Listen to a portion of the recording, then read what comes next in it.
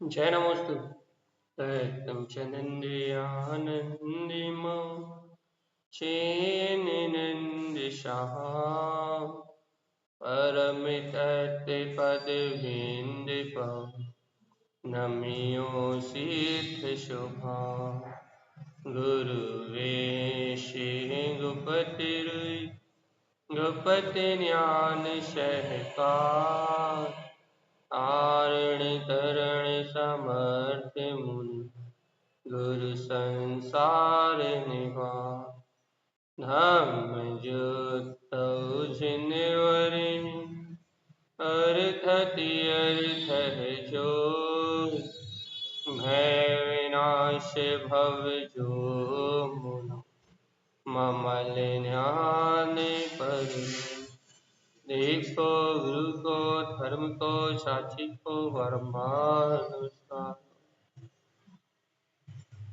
श्री 24 गणराज जी। ओवं ओवन्ने ओवन्ने विन्दे विन्दे भवेनं विज्ञानं विनीयं स्वयं उत्पन्नं नन्तानन्ते स्वयं च सूर्यं शुद्धं च शुद्धात्मनं ओवनं यौवन स्वभाव मनस्यममिलं मैं मूर्ति ज्ञानं ध्रुवं लोकालोक स्वयं सुरं च सूर्यं सुन्नं सहावं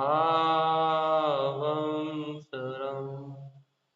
बोलिए आचार्य प्रवर सद्गुरु संत तारण धर्मदास जी महाराज की जय हो जय। एक साथ मंत्रोच्चारण करेंगे।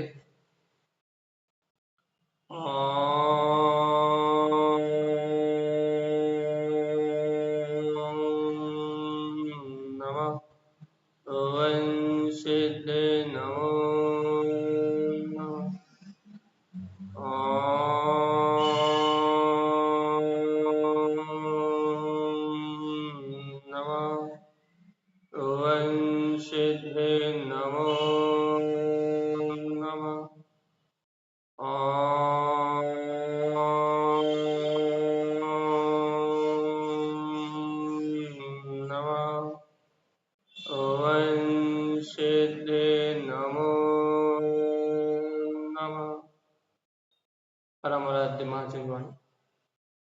सद्गुरु श्रीमद चिंतामणि स्वामी और सर्वज्ञ जनेश्वर भगवान की अमृत में ज्ञान विस्तार यह श्री 24 गणराज जी, जहाँ श्रीमद जी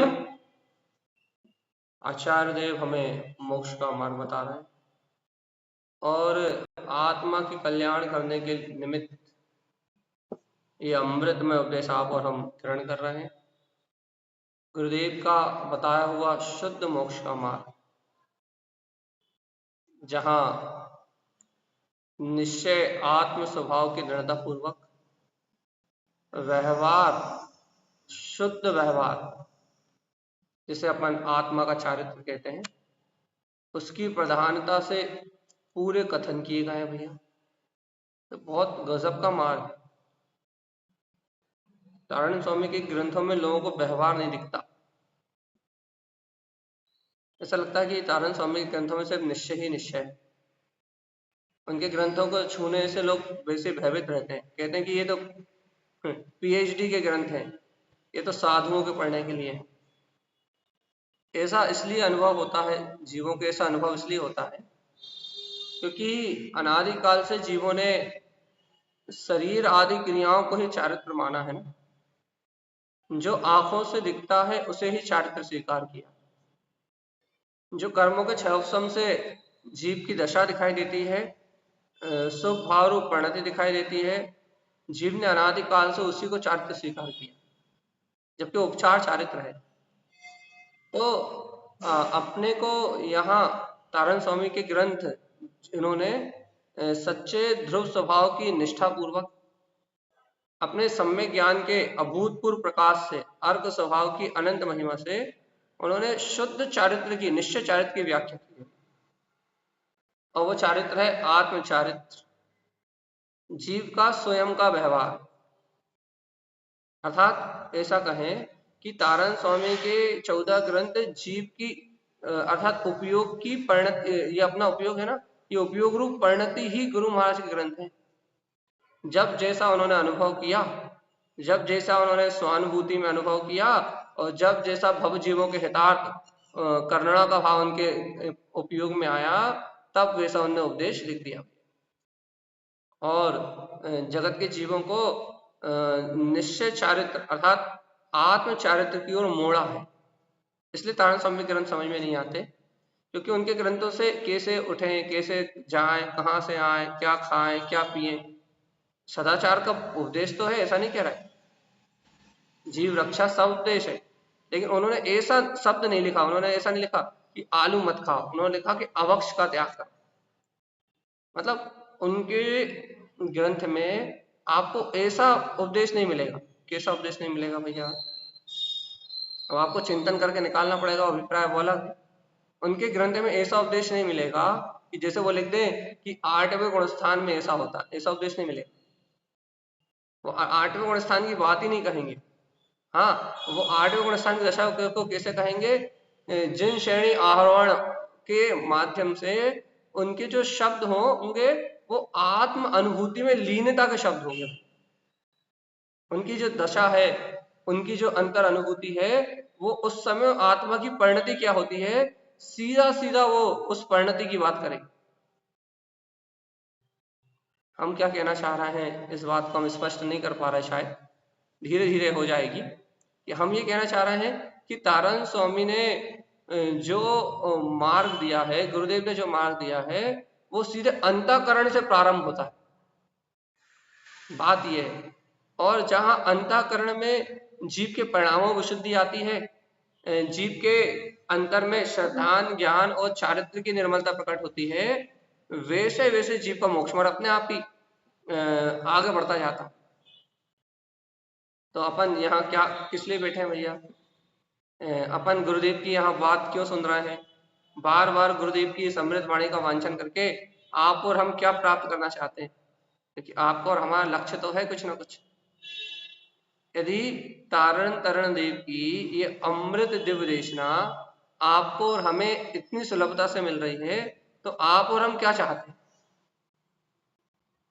क्या गुरुदेव के इन वचनों को सुन के अपने अंतर में अपनी अंतर शक्ति का, अपने ध्रुव तत्व का श्रद्धान अंकुरित हो रहा है कि नहीं हो रहा?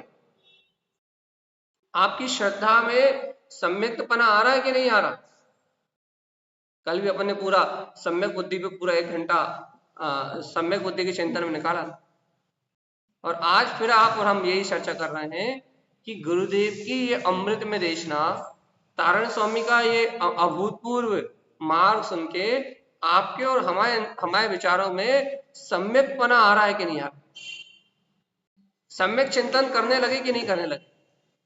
देखो भैया, आप और हम क्या विचार करते हैं, आप और हम क्या सोचते हैं, आप और हम यही तो विचार करते हैं ना। क्या विचार करते हैं, क्या क्या सोचते हैं भैया कि आपका और हमारा पुरुषार्थ चल रहा है कि नहीं चल रहा? देखो, आज अपन थोड़ी सी चर्चा करते हैं कि आपको और हमें ये देखना है कि आपका और हमारा पुरुषार्थ चल रहा है कि नहीं। आपको और हमको पुरुषार्थ करने में कोई आकुलता तो नहीं हो रही? तो आप और हम कैसे परखेंगे? आपको और हमें परखना है। इतने दिन से हम जनन भगवान की वाणी सुन रहे हैं, भाई शांति का वेदन तो हो रहा है, घर में किलकिल तो कम हो गई है। इतने दिन से भगवान की वाणी सुन रहे हैं तो थोड़ी चिंताएं तो कम हो गई हमारी। जो दिन रात चिंताएं होती थी, जो दिन रात आकुलता मची रहती थी अंतर हृदय में, कि ना उस आकुलता में तो गिरावट आई है भैया, उन चिंताओं में तो गिरावट आई। वो चिंताएं तो हमारे सामने से चली गई हैं, मतलब कम हो गई हैं। लेकिन अब अपने को ये देखना है कि चिंताएं भी कम हुई हैं, आकुलता भी घटी है। पर को लेके जो आकुलता होती थी, वो आकुलता भी घटी है। तो अब हमें देखना है कि हमारा पुरुषार्थ चल रहा है कि नहीं चल रहा। ये आकुलता घटना, चिंताओं कम होना, ये पुरुषार्थ में नहीं गिनोगे क्या? देखो ये भी पुरुषार्थ में गिनते हैं अपन, लेकिन ये भाव तो एक क्या बोलते हैं, कसाई की मंदता वाले जीव को भी हो सकता है ना, इसलिए इसे पुरुषार्थ में गिनेंगे नहीं। इसे पुरुषार्थ में कब गिनेंगे अपन, कि अपनी चिंताएं कम हुई हैं और अपने अंदर की चिंताएं कम हुई हैं, अपनी आकुलता, अपने अंदर में आकुलता की कमी आई है। तो अब अपन पुरुषार्थ में कब गिनेंगे इसे भैया, जब ये चिंताएं और आकुलताएं कम होने के बाद अपने ध्रुव तत्व शुद्धात्मा का चिंतन कितना बड़ा है। आत्म सन्मुख अब मैं आत्मा शुद्धात्मा परमात्मा हूँ ऐसा कह रहे हैं आप और हम, तो अपने को वस्तु स्वभाव का चिंतन कितना ज्यादा बढ़ गया, आत्मचिंतन कितना बड़ा। और शायद तो अपन यहीं से नापना पड़ेगा अपने को, क्या क्या कि उन विकल्पों का स्थान किसने लिया। बस इतनी सी बात समझना है, और हमको भी इतनी सी बात समझना है कि जो विकल्प आपके अंदर से गए पर पदार्थों के, मतलब आपके अंतर में जो चिंताएं खत्म हुई, उन चिंताओं का स्थान किसने लिया। उन चिंताओं का स्थान किसने लिया, उन चिंताओं का स्थान शुभ क्रिया ने लिया, उन चिंताओं का स्थान सात स्वाध्याय करके जो अपने शब्द इकट्ठे करे उनने लिया, उन चिंताओं का स्थान भैया अपन ने क्या करा कि ना घर की दुकान मकान की चिंताओं से मुक्त हो गए, तो उन चिंताओं का स्थान मंदिर के निर्माण करने में, मंदिर की सफाई करने में, मंदिर की झाड़ू लगाने में, उन चिंताओं का स्थान किसने लिया। आकुलता खत्म हो गई भैया, काय की आकुलता खत्म हो गई, ये लगे घर में लड़ाई झगड़े होते थे वो आकुलता खत्म हो गई। तो भगवान आत्मा वो आकुलता खत्म हुई, तो क्योंकि तो अपन क्या करने लगे कि मंदिर में आके आके चार लोगों के बीच में, समाज के बीच में बैठने उठने लगे। तो क्या होने लगा भैया, मंदिर में चर्चाएं होने लगी। तो उन आकुलताओं, वो आकुलता घटी आपकी घर में जो लड़ाई झगड़े वाली थी, तो मंदिर के लड़ाई झगड़े की बात जानने लगे। यदि मंदिर के लड़ाई झगड़े की बात भी यदि छोड़ दी, तो कौन कौन से भैया जी का क्या हो रहा है, कौन से महाराज जी का क्या हो रहा है, इस चर्चा में अपने को अपना समय निकलने लगा। हमारा कहने का अभिप्राय ये है, सावधानी से इस बात का चिंतन करना है। क्या सावधानी से इस बात का चिंतन करना है कि आपके विकल्पों का इसमें स्थान किसने लिया, आपके चिंतन में स्थान किसने लिया। क्या ये जिनवाणी सुनने के बाद आपके उपयोग में, आपके चिंतन में क्या ध्रुव गायक तत्व भगवान आत्मा का स्थान आया कि मैं शुद्ध आत्मा हूं, किसी अंतर शक्ति का वेदन या बोध आया। देखो देखो देखो, तो ये संसार की घटनाएं घट रही हैं, और कैसी घट रही हैं, पुण्य पाप के सापेक्ष अपनी योग्यता से घट रही हैं। और देखो तो देखो तो देखो तो मैं तो त्रिकाल शुद्ध निरावरण गायक तत्व परमात्मा हूं। क्या इस सत्ता ने, इस चिंतन ने, इस भासना ने, इस प्रतीति ने क्या आपके और हमारे उपयोग में अपनी अधिकार, अपनी सत्ता जमाई कि नहीं जमाई। यदि आपके और हमारे उपयोग में यदि अपने चैतन्य मात्र स्वभाव की सत्ता जमी, अपने स्वभाव की स्वीकारता आई, तो अपना पुरुषार्थ, और अपने स्वभाव की स्वीकारता नहीं आई और अपने ध्रुव की महिमा नहीं आई, तो अपना पुरुषार्थ नहीं हुई। वे रोज रोज नए नए तरीके से एक एक बात कह रहे हैं, और उस बात को कहने का अभिप्राय सिर्फ इतना है कि अनादि काल से जीव ने धर्म के नाम पे सब कर लिया। आप खुद पढ़ते हो कि महाव्रत ले लिए, अणुव्रत ले लिए, श्रावक दशा को धारण कर लिया, कहने लगे स्वर्गों में चला गया, विमानों में चला गया, सब कुछ कर लिया, ग्रेवकों की यात्रा करके आ गया, नरकों में तक चला गया, हर एक गति में परिभ्रमण करके आ गया। लेकिन सब कुछ करने के बाद भी इसको अपने चैतन्य मात्र आत्म तत्व की स्वीकारता नहीं हुई। क्यों नहीं हुई, क्यों नहीं हुई? क्योंकि इसने पुरुषार्थ को नहीं जाना कि वास्तविकता में पुरुषार्थ किसे कहते, पुरुषार्थ कायम माना। एक उदाहरण देते ना, बहुत अच्छा उदाहरण देते ना कि पुरुषार्थ कायम माना। देखो अनादि काल से अशुभ की ज्वाला में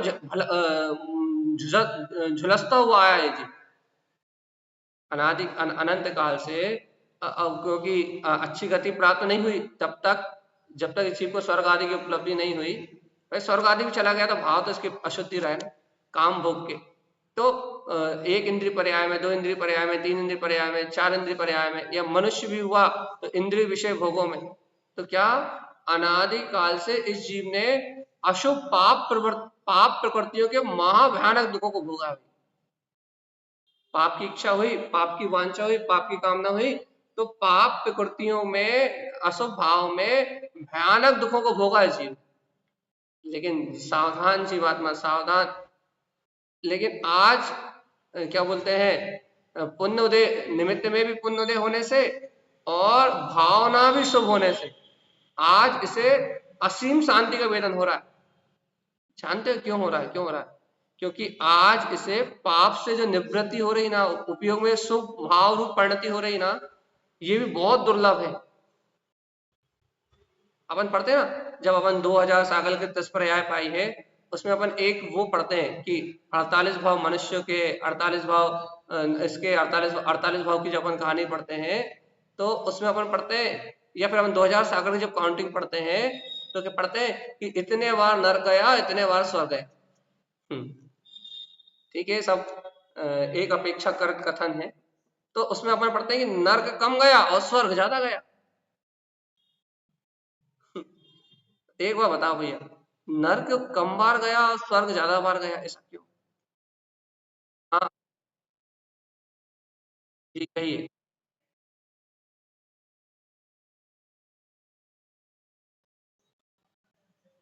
उसके लिए हमें देखना पड़ेगा वो किस अपेक्षा से, हमें क्या मेमोरी में नहीं है, वो कथन किसकी अपेक्षा से है। और पहले भी कई बार बता चुके हैं कि यदि जीव लगातार जम कितने कोटि पूर्व तक, अब वो संख्या भी याद नहीं है क्योंकि मेमोरी पावर इतनी नहीं है कि उसे याद रखा जा सके। हम कई बार बता चुके थे, ये लगातार कोई मनुष्य भाव ले तो इतने,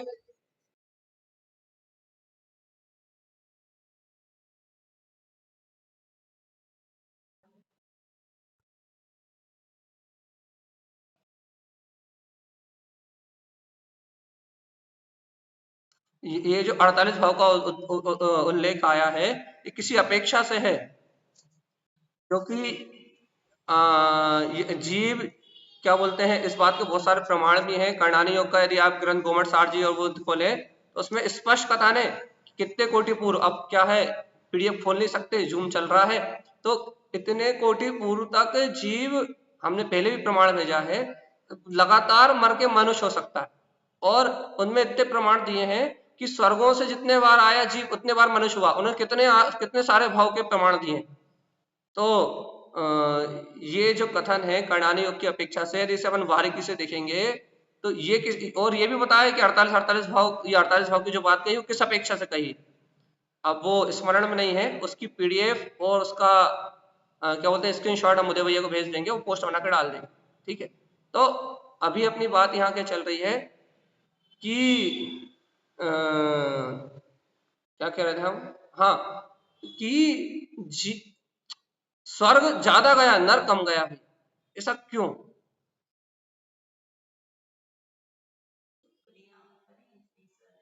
बात यह है कि शुभ भाव में भी आत्मा जैसी प्रतीति आती जी। क्यों आती है? देखो देखो, बहुत अच्छी बात कह रहे हैं। शुभ भाव में भी आत्मा जैसी प्रतीति क्यों आती है? क्योंकि शुभ भाव में जीव के जीवन में पाप दिखाई नहीं देते। ये बहुत बड़ी बात है भगवान।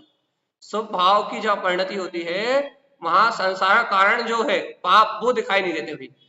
वहां मिथ्यात्व रूपी महापाप रहता है चैतन्य तत्व की प्रतीति ना होने से। लेकिन जो 5 पाप है ना, हिंसा, झूठ, चोरी, कुशील, परिग्रह, जो बाहर में साध व्यसन और 4 प्रकार की कसायों की तीव्रता, शुभ भाव की परिणति होने के काल में इन सब की मंदता होने के कारण से ये सारे भाव दिखाई नहीं देते भाई। 5 महाव्रत जैसी विशुद्धि प्रकट हो जाती है भाव में। विशुद्धि मतलब उन्हें ग्रहण करने के परिणाम, उनकी शुद्ध दशा नहीं। 7 व्यसनों का त्यागी हो जाता है आवृत्ति की भूमिका में, 18 क्रियाओं का पालन भी होने लगता है सम्यक को छोड़ के। और क्या कह रहे हैं, और क्या कहते हैं, व्रत लेने के भाव में आ जाते हैं, व्रती होने की भावना भी आ जाती है। क्यों? क्योंकि ये भाव आ जाते हैं कि हमें नर्क नहीं जाना, अब जब हमें नरक नहीं जाना तो फिर क्या करें? जब नरक ही नहीं जाना तो फिर क्या करें? जब नरक नहीं जाना तो फिर क्या करें? तो भैया फिर ये भाव भी आ जाते हैं, जब नरक ही नहीं जाना तो अब क्या? व्रत लो, संयम में जीवन बिताओ, स्वर्ग तो जाना ही है ना। तो शुभ भाव में आत्मा जैसी प्रतीति आने का कारण क्या है? कि शुभ भाव में आत्मा जैसी प्रतीति आने का कारण क्या है? कि जो संसार के कारण है, जीव ने 5 पापों को संसार का कारण माना, जीव ने 7 व्यसनों को संसार का कारण माना, जीव ने क्या बोलते हैं अशुभ प्रवृत्ति को संसार का कारण माना, जीव ने अशुभ भाव दशा को संसार का कारण माना, लेकिन शुभ भाव दशा को संसार का कारण नहीं माना। नहीं माना ना, तो क्या हुआ कि जब अशुभ भाव दशा विलाई, अशुभ भाव की स्थिति मिलाई, तो बिल्कुल वैसे ही प्रतीत होने लगा कि हाँ, ना पाप है, ना व्यसन है, ना हिंसा है, ये लगे अब तो बिल्कुल मोक्ष महल में जा रहे हैं। अपन कहते हैं ना, वे 11 अंग 9 पूर्व का पाठी 28 मूल गुणों का निर्दोष पालन करने वाला, वो भ्रमित कहाँ हो गया? अनंत बार मोक्ष की कामना करने वाला मेरा जीव भ्रमित कहाँ हो गया? वो भ्रम, वो घूम कहाँ गया? उसकी परिणति कहाँ घूम गई? देखो बहुत अच्छी बात, सूक्ष्म विषय है, जरा अच्छे ध्यान से सुनो। 4 दिन से एक ही बात कह रहे हैं हम कि इतना अच्छे से आगम पढ़ने वाला, इतने अच्छे से आगम की व्याख्या करने वाला, इतनी बढ़िया क्या बोलते हैं महाव्रतों को अंगीकार करने वाला, और किसी का जीव नहीं, स्वयं मेरा जीव अनंत बार, तो भैया इस संसार में धर्म के नाम पे नाना प्रकार के भेष बना के, व्रत धारण करके, आवृत्ति होके, महाव्रती तक होके मेरा जीव इस संसार में परिभ्रमण करता रहा। मुझसे चूक कहाँ हो गई? चूक कहाँ हो गई? चूक मैं भ्रमित कहाँ हो गया? देखो भ्रमित कहाँ हुआ? कहाँ हुआ ये जीव?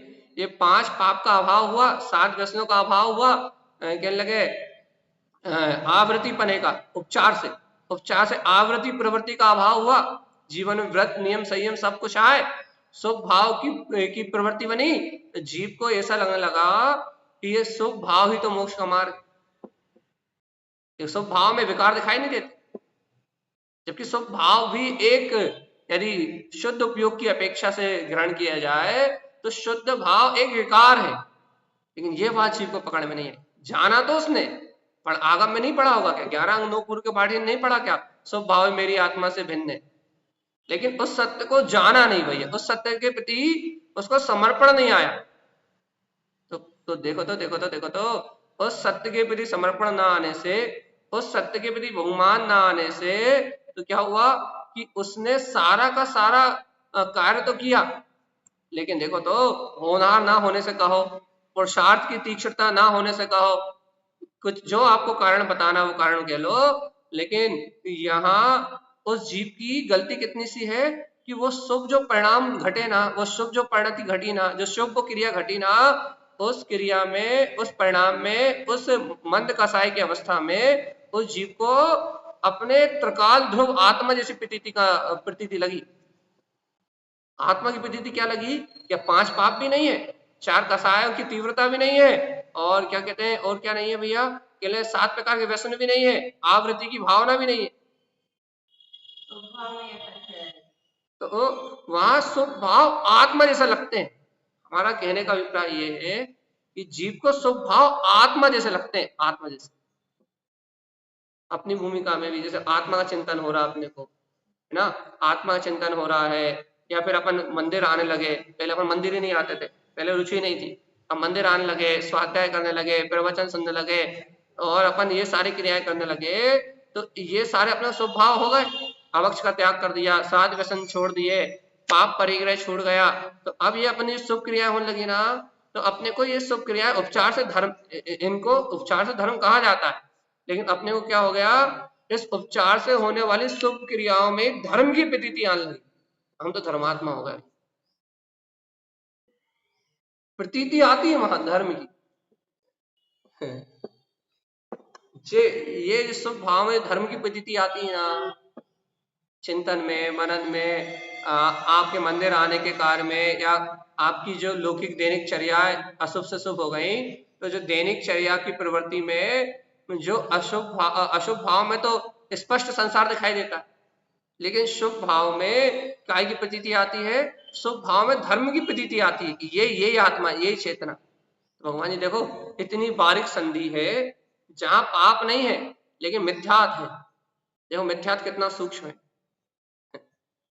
अदेव छोड़ दिए, कुदेव छोड़ दिए, मिथ्यादेव छोड़ दिए, 5 प्रकार के पाप छोड़ दिए, 7 प्रकार के व्यसन छोड़ दिए, आवृत्ति पने को त्यागने के लिए संयम धारण कर लिया भैया। ज्ञान प्राप्त करने के लिए 11 अंग 9 पूर्व के पाठ ही हो गए। गजब का क्या वस्तु स्वभाव है, कुछ समझ में नहीं आ रहा क्या ना कि सारी चीजें छोड़ते हुए निकल गया। पाप छोड़ना कोई सरल है क्या? व्यसन छोड़ना कोई सरल है क्या? क्या बोलते हैं, कुदेव अदेव मिथ्यादेव की मान्यता तोड़ना कोई सरल है क्या? कुदेव अदेव मिथ्यादेव को मानने वाले 9वें गिरवक में थोड़ी जाएंगे।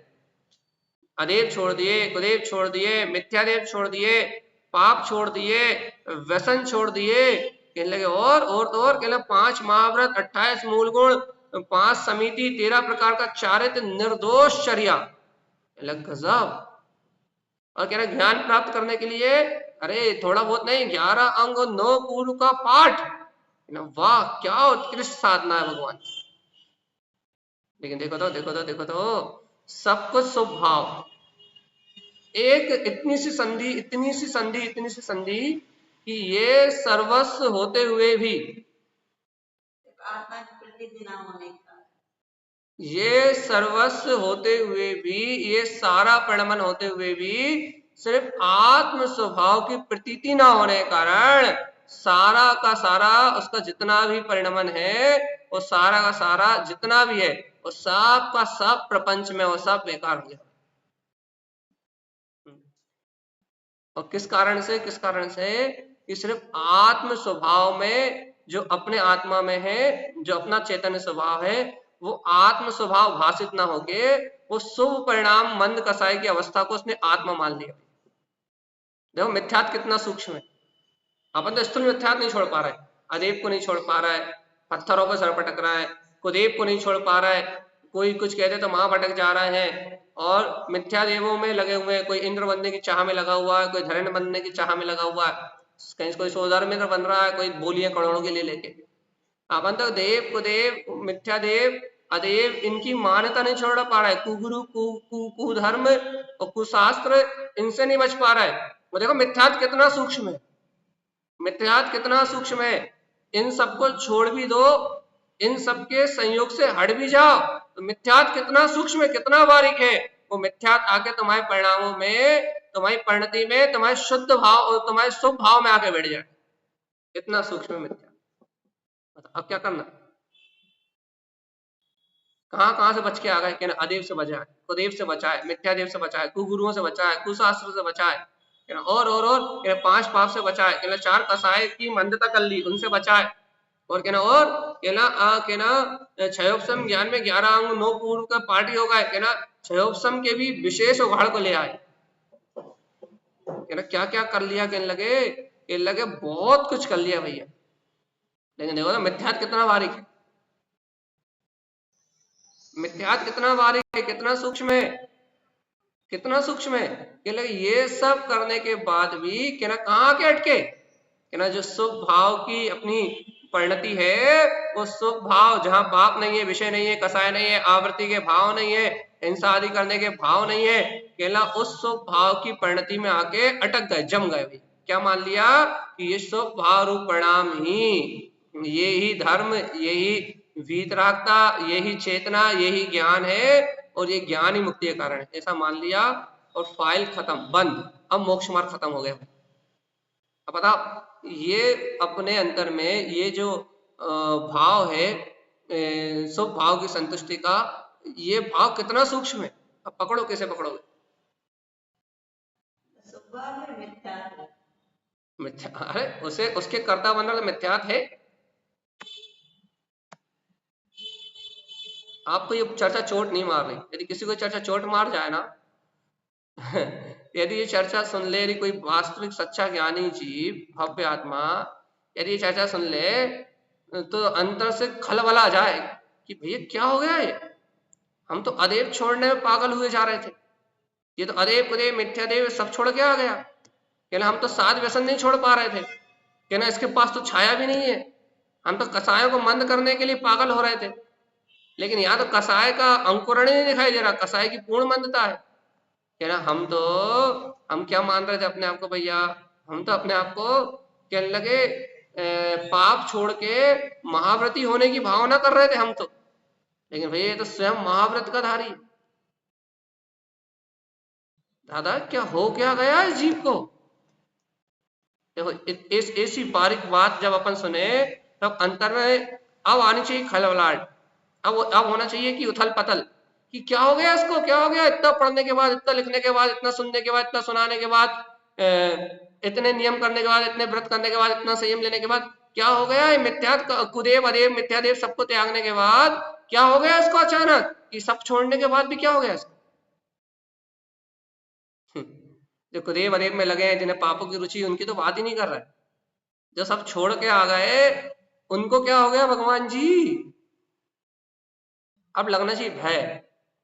काय का भय? यदि हमने अपने आत्म तत्व को स्वीकार करने में थोड़ी भी प्रमाद बरता, यदि अपने शुद्धात्म तत्व की महिमा में थोड़ा भी, यदि अपने अंतर में थोड़ा भी अपन ने, यदि अपनी आत्मा को मुख ना करके, स्वभाव का लक्ष्य ना बना के, यदि हमने थोड़ा भी प्रमाद किया, थोड़ा सा भी प्रमाद किया, यदि जरा सा तनिक सा भी प्रमाद किया, तो हमारी दुर्गति होना निश्चित ही है भगवान। ये भय, ये ऐसी चर्चाएं क्यों कर रहे हैं आप 4 दिन से? संतुष्टि तोड़ो भगवान जी, जो वर्तमान संयोग में चल रहा है उसमें संतुष्टि तोड़ो। जो हो रहा है वो बहुत स्थूल है, चिंतन होना, मनन होना, चैत्यालय आना, तत्व चर्चा सुनना, ये जितना परिणमन हो रहा है बहुत स्थूल है। परिणामों का समझ जाना, अपने घर का व्यवहार बदल जाना, ये जो कुछ भी अपने संयोग में घट रहा है ना, आप हमें सुन रहे हो तो आपके सहयोग में जो कुछ भी घट रहा है ना, जो कुछ भी अच्छा अच्छा हो रहा है ना, वो सब बहुत स्थूल है, इससे बहुत गुना अच्छा हो चुका आपके साथ।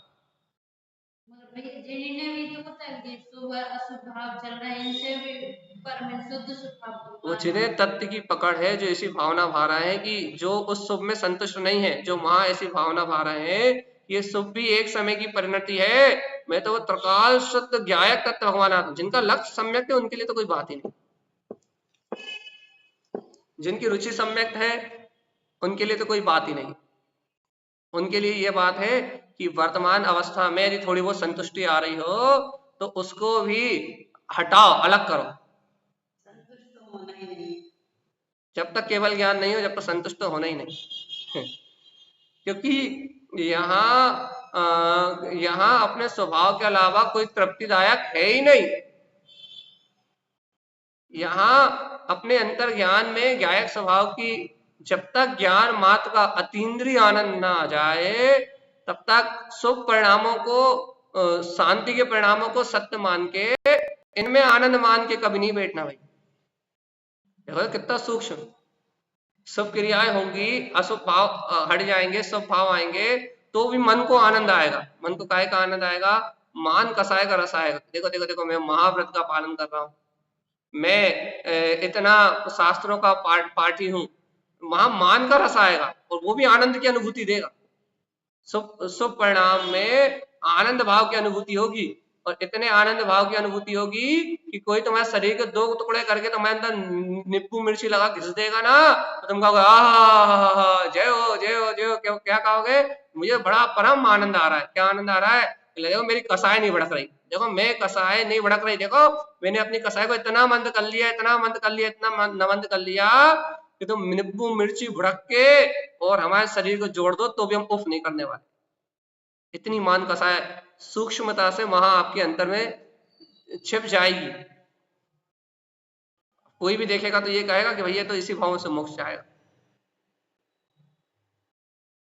लेकिन भगवान आत्मा थोड़ी सी, यदि जीव को ये बात स्वीकार हो जाए, थोड़ा सा यदि जीव को ये अनुभव हो जाए कि जीवात्मा सावधान, कि मैं कभी कभी तो ऐसी जगह आके अटका, ऐसी जगह आके अटका जिसको सब धर्म कहते थे।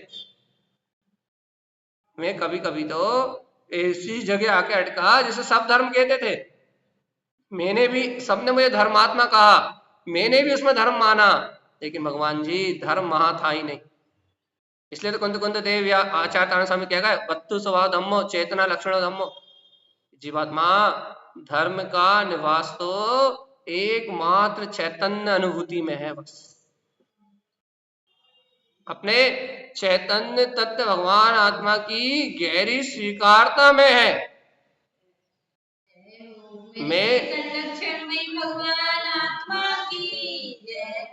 मैं ज्ञायक स्वरूपी भगवान आत्मा हूं, धर्म की स्वीकारता तो अपने आनंद स्वभाव में, आनंद स्वभाव। इसलिए भगवान आत्मा अपन अपने आनंद स्वरूप को, यहाँ अपने ज्ञायक स्वभाव को अपनी अनुभूति का विषय बनाए तो अपना कल्याण होगा।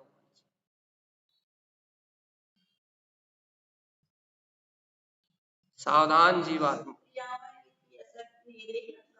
वो तो हो जाए, नहीं हो तो ना हो, बस एक सुबह का साक्षी तो सामने रहता है, सुबह सब कुछ। देखो अशुभ को छोड़ने की भावना 100% रहती है, शुभ में प्रवर्तमान होने की संयोग रूप बुद्धि जीव की रहती है, हम नकारते नहीं है कभी, क्योंकि आवृत्ति हो, वृद्धि हो, महावृत्ति हो, कोई अशुभ में दिखाई नहीं देते। उनके जीवन से पापों का अभाव होता है, शुभ की प्रवृत्ति देखी ही जाती है। लेकिन भगवान आत्मा वो शुभ की प्रवृत्ति देखी जाती है, बस इतना याद रखना है, दिखाई देती है, वो शुभ प्रवृत्ति दिखाई देती है, वो परिणति स्वयं में भी प्रकट होती है। लेकिन भगवान जी उनके अंतर जो सत्य है, उनके अंतर में जो सम्यक्त है, उनके अंतर में जो चैतन्य मात्र से सत्ता का बोध है, वो किसी को आंखों में दिखाई नहीं देता।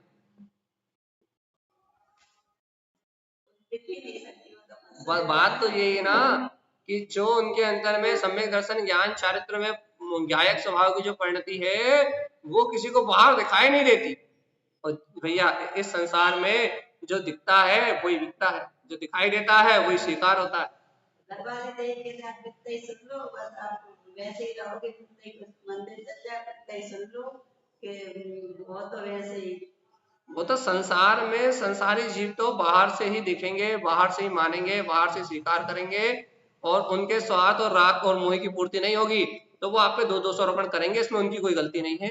गलती अपनी है कि अपने अशुभ कर्म ज्यादा है, और अपने अंतर में अपने अशुभ कर्म ज्यादा होने के कारण से, या अपनी कर्म प्रकृतियां पूर्ण में अपन ने जो अशुभ भाव से बांधी है, उनका उदय या उनकी उदीर्णा फटाफट होने के कारण से निमित्त तो आपको ऐसे ही मिलेंगे कि आपसे कहेंगे जितना मंदिर जा रहा है उतने भ्रष्ट होते जा रहे हैं, जितने प्रवचन सुन रहे हैं उतने पाखंडी होते जा रहे हैं। और उसमें दो कारण है, एक कि आपके परिणामों में शांति ना आना, दो कारण से हो सकता है कि आप जितने मंदिर जा रहे हो उतने घर में कसाय कर रहे हो तो लोग कहेंगे। ऐसा हो सकता है कि आप घर में रह रहे हो और उनके मोह राग की पूर्ति नहीं कर पा रहे तो वो कहेंगे। और यदि आप चतुर हो, आप दोनों तरफ यदि सही भूमिका में निभा पा रहे हो कि हम तो ज्ञायक हैं और सब कुछ अपने समय पे हो रहा है, तो फिर वो आपकी चतुराई, चतुर ज्ञानी साधक है जो दिखता नहीं है, सब करता है लेकिन दिखता नहीं, वो उसकी बात ही अलग है। तो यहाँ अपनी बात स्थिति चल रही है कि अटकने का मार्ग कहाँ तक है, आप तो ये बताओ। तो ये चर्चा सबको समझ में नहीं आएगी लेकिन जिनको आनी चाहिए उनको तो आएगी। अटकने का मार्ग कहाँ तक है?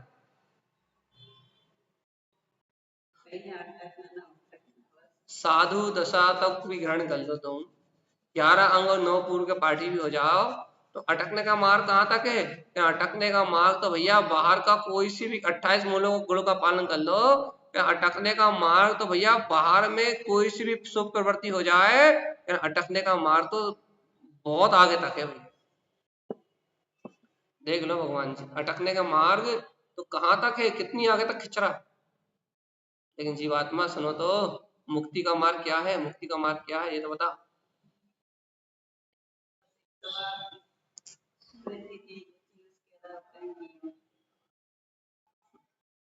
अब इस बात को स्वीकार करने में आधी जिंदगी निकल जाएगी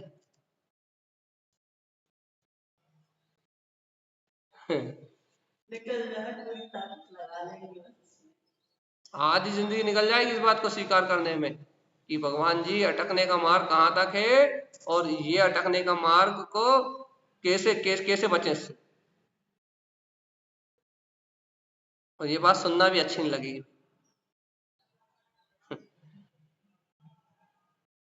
अब क्या करें, क्या कैसे समझाओ इसको, बताओ कैसे समझाओगे जी, अपनी आत्मा को कैसे समझाओगे भगवान जी क्या करें, कहाँ से लाएं। क्यों दीपिका दीदी अकोला, कैसे बताओगे अपने आप को कि सही मोक्ष मार्ग में चल रहा हो, या समाज कैसा क्या कर रही है, दुनिया क्या कर रही है, कौन कहाँ जा रहा है, कौन ये कर रहा है, ऐसे भाव चल रहा है, हमने ये छोड़ दिया, हमने ये कर लिया, हमने ये कर लिया, हमने ये कर लिया। कैसे बताओगे कि ये धर्म नहीं है। धर्म तो इतना ही है, महाराज जी कह रहे थे आज सुबह कि ये सब सुन लिया समझ लिया, धर्म ये नहीं है। धर्म तो इतना ही है कि तुम इन सबसे भिन्न गायक तथा आत्मा हो, भेद ज्ञान कितना हो रहा है, क्या लेते ही धर्म। सभी की चर्चा महाराज जी कह रहे थे कि ये कर लिया, ये हो गया, ये हो गया, ये सब नहीं है धर्म, ये सब नहीं है। इसमें अपने ज्ञायक स्वभाव का कितना बोध है, ये धर्म। कैसे बताओ, कैसे बताओगे कि जो हमारे शरीर मन वचन काया से क्रिया हो रही है वो धर्म नहीं है।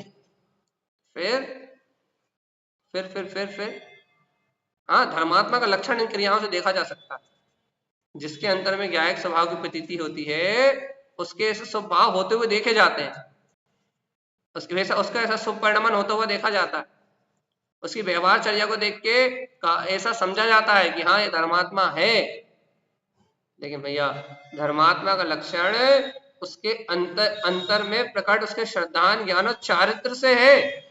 धर्मात्मा का लक्षण उसके मन वचन काय के व्यवहार से कदाचित नहीं है, उपचार से कहते हैं। बस मन वचन काय की परिणति को देख के उपचार से कहते हैं कि ये धर्मात्मा। अपने जीवन में अपने को यही ग्रहण करना है कि उपचार कथन की मान्यता नहीं कही जाती, उपचार कथन की मान्यता नहीं की जाती। उपचार कथन को स्वीकारता में स्थान नहीं दिया, श्रद्धा में स्थान नहीं दिया जाता। श्रद्धा में स्थान दिया जाता है निश्चय कथन को, नहीं मैं तो ध्रुवी हूं, ये सारा परिणाम अपनी योग्यता से होगा। अब ये अपने को निर्णय करना है कि अपना रुझान कहाँ है भगवान आत्मा।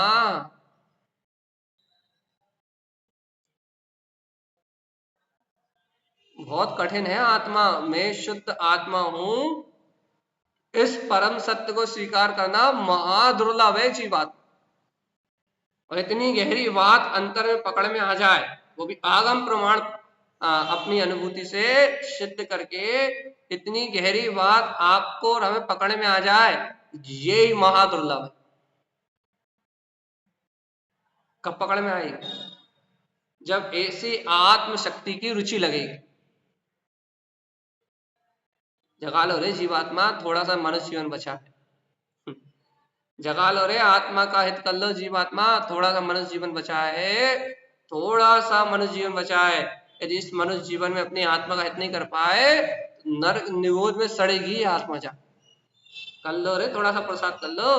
इन शुभ अशुभ भाव से, इन राग देश के परिणामों से मैं चैतन्य ज्ञायक तत्व भगवान आत्मा भिन्न हूं। जगा लो रे भेद ज्ञान की शक्ति। मत मरो रे इन पर्यायों में, इन पर्यायों में, इन परिणमनों में, इन बाहर की अज्ञान धाराओं में, इन अचेतन भाव में मत मरण करो रे जीव, मत मरो रे, मत मरो। यदि तुम इन अज्ञान भाव में मरे, इन अज्ञान धारणाओं में मरे, इन शुभ अशुभ क्रियाओं को ही, इन बाहर के प्रपंचों को ही धर्म मान लिया, तो जीवात्मा गद गंगा हो जाएगी। अर्थात आखिरी भंवर पे आके नहीं अड़ू गई। इसलिए सावधान, क्या करना है, क्या करना है, बढ़िया सदाचार में जीवन जीना है, कोई दिक्कत नहीं। संयम का पालन करना है, कोई दिक्कत नहीं है। लेकिन याद रखो रे, ये सारा परिणमन मेरी ध्रुव चेतना से भिन्न है। अंतर मन में चलने वाले विकल्पों को एक बार उठा के बाहर फेंको। ये कचरा कूड़ा मेरा है ही नहीं। फिर मैं तो शुद्ध ज्ञायक तत्व निखालिस चेतन सत्ता। भाई ये भी चिंतन से तो करना पड़ेगा ना, ये भी जिन वचनों को सुन के ही करना पड़ेगा ना। होगा, करना पड़ेगा, कुछ नहीं। तो धीरे धीरे धीरे धीरे धीरे धीरे अपने आप को अपने अंतर की सूरत बढ़ेगी। जैसे जैसे जैसे जैसे आप कोई काम कर रहे हो, कोई काम कर रहे हो तन्मयता से, या फिर आप कोई सोच में डूब गए, किसी विचारधारा में डूब गए तन्मयता से, और कोई आपको उठो उठो उठो, कोई ऐसा कहे तो एकदम क्या होता कि उस तन्मयता से वो जो आप जिस धारा में डूब गए, जिस विचारधारा में डूब गए, या कोई जोर से बोले अरे क्या कर रहे हो, क्या होता, उस तन्मयता से हट जाते हैं, अरे क्या हो गया क्या हो गया क्या हो गया। ऐसे ही भगवान आत्मा, ऐसी भगवान आत्मा इस शुभ अशुभ भाव की धारा में या शुभ क्रियाओं की प्रवृत्ति में जो तन्मयता आ गई ना, ये भगवान की वाणी को सुन के वैसे ही झटका लग जाए, क्या हो गया ये, क्या हो गया, क्या क्या कर रहा हूं मैं, ऐसे वैसे ही आश्चर्य हो जाए, वैसे ही झटका लग जाए, अरे मैं क्या कर रहा हूँ, अरे ये सब तो धर्म है ही नहीं, धर्म तो वस्तु का त्रकालिक स्वभाव, मेरी ध्रुव चेतना, मेरा ज्ञायक स्वभाव मात्र धर्म है, ऐसा बोध आ जाए जल्दी से फटफट।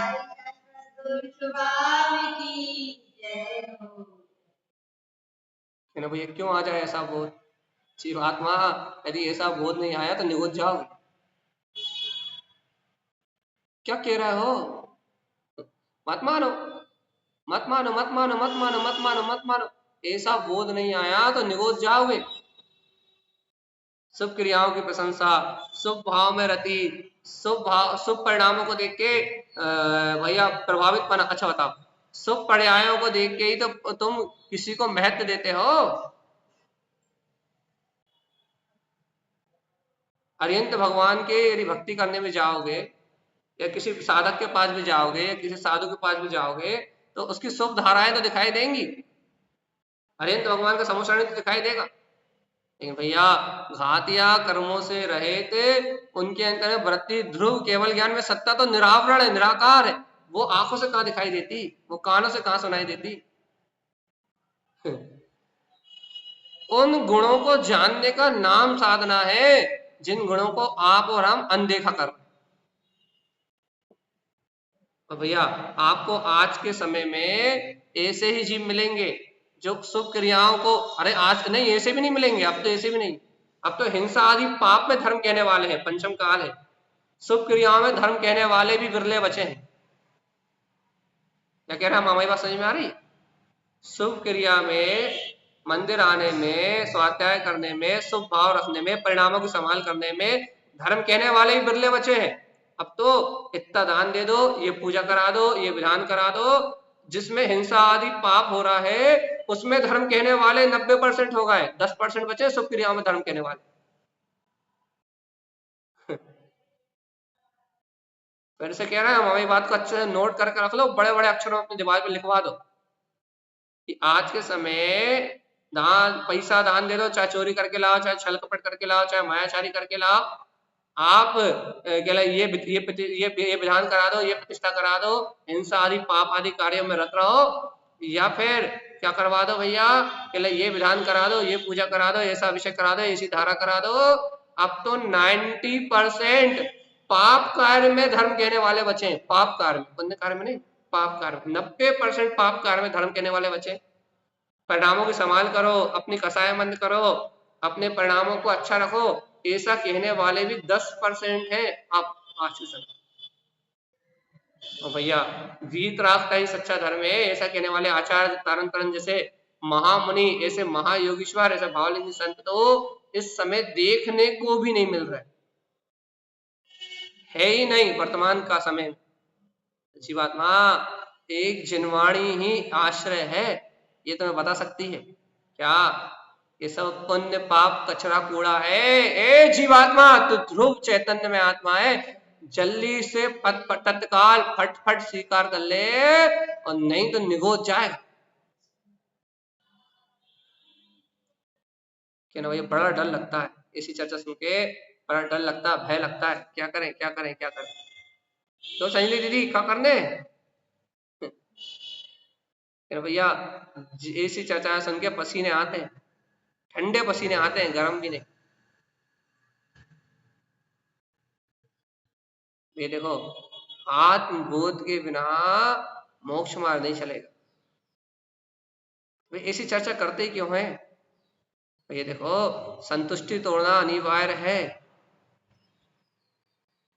बाहर के होने वाले परिणाम में संतुष्ट होके बैठ गए हो, अनिवार्य है संतुष्टि से बाहर निकलना।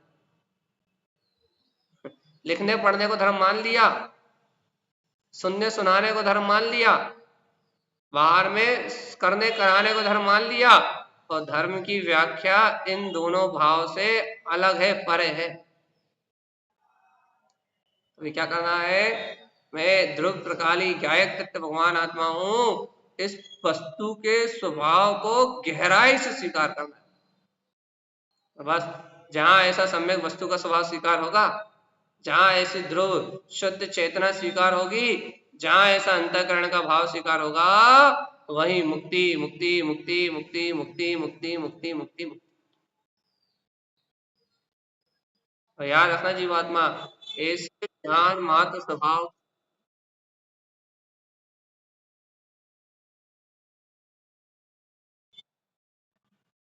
और समझ लीजिए मुक्ति पाना है तो जो कुछ कर रहा हो आप और हम, ये सब कचरा कूड़ा है, ऐसा स्वीकार करना पड़ेगा।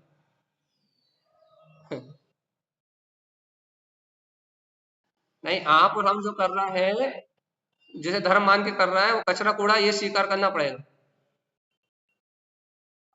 गुरु महाराज की सच्ची प्रभावना तो तब है जब अपन ऐसे विश्वास करके, ऐसी श्रद्धा करके, ऐसा स्वयं मान के और अपने कल्याण का मार्ग बनाएंगे, स्वयं की अनुभूति में आनंदित रहेंगे, तो धर्म है भाई। इतनी संतुष्टि तोड़नी पड़ेगी कि आपके और हमारे जीवन से जो हो रहा है वो सब झूठ है। भगवान जी बहुत कठिन है ना, इतना कठिन है ना कि जो हम कर रहे हैं वो सब झूठ है, और जो सत्य है वो अमिट है, अजर है, अविनाशी है, शाश्वत है, ध्रुव है। वो जो सत्य है वो मेरी चेतना से कभी अलग होता नहीं। वो जो सत्य है वो मेरा त्रिकाली स्वभाव, वो जो सत्य है मेरी नित्य चेतना है, वो जो सत्य है वो मेरा वीतराग स्वभाव, वो जो सत्य है वो मेरी ध्रुव गायक वीतराग अनंत चतुष्टय में मेरी सत्ता है। वो जो सत्य है वो ध्रुव है, अविनाशी है, शाश्वत है। वो सत्य का इस बाहर के प्रपंचों से कोई लेना देना नहीं। अब आप लोग बहुत ज्यादा थक गए होंगे, थकान हो गई होगी, ऐसा लग रहा होगा कि ये भैया, ये आत्मा को पकड़ना तो बड़ी टेढ़ी खीर है, आत्म सत्ता का विश्वास करना तो बहुत कठिन काम है। जब 11 अंग 9 पूर का पाठी 28 मूल गुणों का पालन करने वाला नहीं कर पाया, मेरा जीव जब उन दशाओं में नहीं कर पाया, आज पंचम काल में इस दशा में कैसे कर पाएगा? यदि ऐसा लग रहा है तो गलत है। जिस समय जागो उस समय सवेरा। आज स्वीकार करोगे तो आज आत्मानुभूति अपनी है भैया। इसलिए अब ज्यादा देर हम आपकी ना लें, चतुर्दशी है, मंदिर विधि होना है, मोहित जी अपनी तैयारी कर ले। कुछ देर उदय भैया शायद इस विषय को बोलेंगे, तो हम आपसे रुखसत अर्थात विदा लेते हैं। और आप इस बात का गहन चिंतन करें, गहन मनन करें, और गहरा अध्ययन करके इस बात को विचारें कि जो कुछ भी हमारे सहयोग में हो रहा है वो झूठ से ज्यादा कुछ भी नहीं।